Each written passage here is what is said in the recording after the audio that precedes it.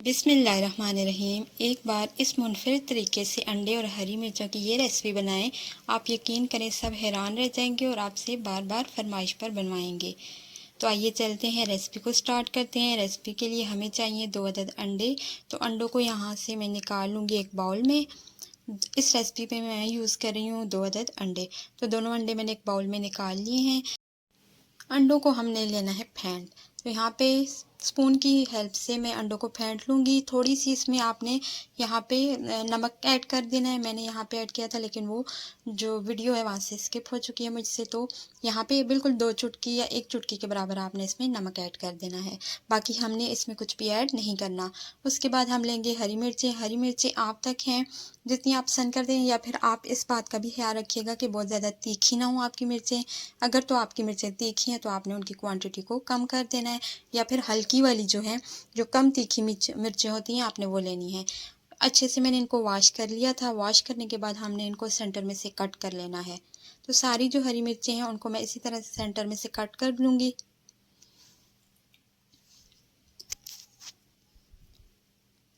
तो हरी मिर्चों को सेंटर से मैंने कट लगा लिया है सारी मिर्चों को। अब हम क्या करेंगे, हमने लेना है एक पैन, उसमें डालना है हमने ऑयल। तो 1 से 2 टेबलस्पून यहाँ पे मैंने ऑयल यूज़ किया है। ऑयल जैसे ही गर्म होगा तो इसमें मैं ऐड कर दूँगी जो हमने फेंट के रखा हुआ था अंडा, वो अंडे को सेट होने देंगे। जैसे ही थोड़ा सा सेट होगा अंडा, तो हमने इसको हमने यहाँ पे स्क्रैम्बल्ड एग बनाना है, तो आपने इसको हिलाते जुलाते फिर रहना है। इस तरह से हम इसको मिक्स कर लेंगे ताकि इसके स्क्रैम्बल्स भी बन जाएं और एक पूरा ऑमलेट ना बने, बल्कि इस तरह से हम इसको स्क्रैम्बल कर लेंगे। तो अंडा एकदम से 1 मिनट में हो जाता है। यहाँ पे हम इसको थोड़ा सा हिला लेंगे, थोड़ा सा इसके पीसेस कर लेंगे मोटे मोटे। अंडा जो है हमारा डन हो चुका है। तो जैसे ही अंडा डन होगा इसको हमने प्लेट में निकाल लेना है। याद रहे कि यहाँ पे मैंने सिर्फ अंडे में नमक ही डाला था 2 चुटकी, बाकी और कोई भी चीज़ अभी तक मैंने अंडे में मिक्स नहीं की है। तो इसको प्लेट में निकाल लिया मैंने। अब इसी पैन में हम थोड़ा सा ऑयल और ले लेंगे। 2 से 3 टेबलस्पून ऑयल के मैंने और इसमें शामिल कर दिए। ऑयल जैसे ही गर्म होगा तो इसमें मैं शामिल करूँगी हरी मिर्चें, वही जो मैंने कट करके रखी हुई थी। अच्छा, ये बहुत ही इजी सी रेसिपी है, बहुत ही सिंपल, 10 से 15 मिनट में बनने वाली रेसिपी है। और अगर आपके पास कुछ भी ना हो घर में बनाने के लिए, तो आप इसको इजीली बना सकते हैं, क्योंकि हरी मिर्चें तो हर घर में मौजूद होती हैं। इसी तरह से अंडे भी पड़े होते हैं घर में, तो आप ये रेसिपी इजीली बना सकते हैं। हरी मिर्चों को 1 से 2 मिनट तक हमने फ्राई कर लेना है, लेकिन कलर हमने इनका चेंज नहीं करना, जस्ट हल्का सा फ्राई हो गया। इसके बाद इसमें शामिल करूँगी मैं लहसुन का पेस्ट। कुटा हुआ लहसुन है मेरे पास 1 टेबलस्पून के करीब, वो इसमें शामिल कर देंगे और इसको भी कुछ सेकंड इसके साथ फ्राई कर लेंगे, ताकि लहसुन का जो कच्चापन है वो साथ साथ जैसे जैसे वो पकेगा, लहसुन का कच्चापन ख़त्म होता जाएगा। तो कुछ सेकंड यहाँ पे हरी मिर्चों और लहसुन को फ्राई करने के बाद फिर हम इसमें नेक्स्ट क्या करेंगे वो मैं आपको बताती हूँ। लेकिन उसके साथ आपने अगर वीडियो को अभी तक लाइक नहीं किया तो ज़रूर कर दीजिए, और अगर आप मेरे चैनल पे नए हैं तो मेरे चैनल को भी ज़रूर सब्सक्राइब कर दीजिएगा। तो यहाँ पे लहसुन भी साथ साथ पक रहा है और हरी मिर्चें भी। अब हम इसमें शामिल करेंगे टमाटर। 2 टमाटर लिए हैं दरमियाने साइज़ के मैंने, और उनकी कटिंग जो की है मैंने, आप देख सकते हैं थोड़ी मोटी रखी है मैंने कटिंग, क्योंकि मुझे यहाँ पे इस रेसिपी में मोटे मोटे टमाटर ही चाहिए। हमने इनकी ग्रेवी नहीं बनानी है, तो इस वजह से मैंने टमाटरों को थोड़ा मोटा काटा है। टमाटर इसमें मिक्स कर देंगे और 1 से 2 मिनट तक टमाटर भी हम इसमें पका लेंगे। तो जैसे ही टमाटर थोड़े से सॉफ्ट होते हैं, मैश नहीं करना उनको, बिल्कुल पीसेस में छोटे छोटा नहीं करना हमने। टमाटर गल चुके हैं, पक चुके हैं, तो इसमें मैं शामिल करूँगी नमक, 1/2 टीस्पून, इतना काफ़ी होगा इस लिहाज से जितनी हमारी क्वांटिटी है सालन की। सुरख मिर्चें भी थोड़ी सी मैंने ऐड की हैं, क्योंकि हमारी हरी मिर्चें जो हैं काफ़ी हद तक तीखी हैं, तो इस वजह से मिर्चों का यूज़ मैं कम कर रही हूँ। थोड़ा सा है धनिया पाउडर मैंने यहाँ पे यूज़ कर दिया। इसको मिक्स कर लेंगे।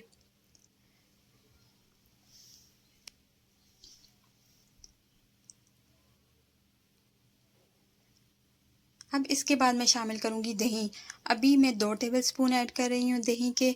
अब जो है, अगर आपको थोड़ा-सा शोरबा चाहिए, आप थोड़ा पतला वाला आपको यहाँ पे इसकी जो कंसिस्टेंसी है वो चाहिए, तो आप दही की मिकदार बढ़ा सकते हैं। मैंने अभी 2 टेबलस्पून ऐड किए हैं, 2 टेबलस्पून मैं और भी इसमें ऐड करूँगी। दही से इसका जो टेस्ट है वो मिर्चों का बहुत ही ज़बरदस्त सा हो जाता है। इसकी जो ग्रेवी है, जो सालन है, मसाला जो है इसका, वो भी बहुत ज़बरदस्त उसका टेस्ट बन जाता है। थोड़ा सा हरा धनिया यहाँ पे मैंने ऐड कर दिया इसमें, इससे खुशबू बहुत अच्छी होती है सालन की।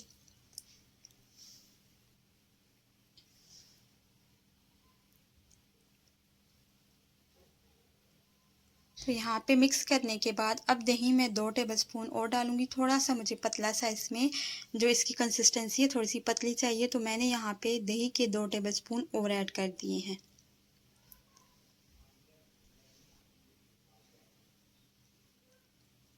दही ऐड करने के बाद इसको मिक्स कर लिया। अब जो हमारा मसाला है वो बिल्कुल डन हो चुका है। इसको ज़्यादा हमने पकाना नहीं है और ज़्यादा हमने इसको ड्राई नहीं करना। अब हम इसमें ये जो है डालेंगे अपने पके हुए एग जो हमने स्क्रैम्बल करके पका के रख दिए थे। लास्ट में बस इसमें वही होगा हमारा जो है स्टेप कि हमने इसमें स्क्रैम्बल किए हुए एग ऐड कर देने हैं।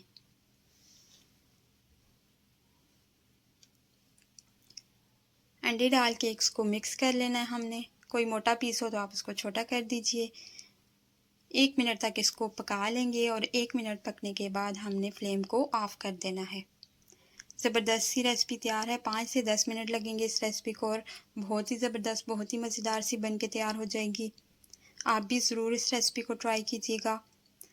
लास्ट में इस पे धनिया मैं ऐड कर दूँगी, हरा धनिया थोड़ा सा इसकी गार्निशिंग के लिए। अब हम इसको निकाल लेंगे प्लेट में और इसको सर्व कीजिए।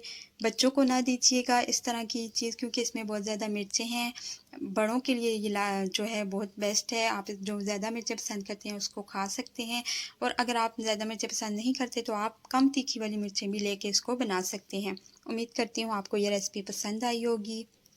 वीडियो पसंद आई हो तो लाइक और शेयर कर दीजिएगा, और अगर चैनल पे न्यू है तो मेरे चैनल को भी सब्सक्राइब करके बेल का आइकन प्रेस कर दीजिएगा, और मुझे दुआओं में ज़रूर याद रखिएगा। Thanks for watching. अल्लाह हाफिज़।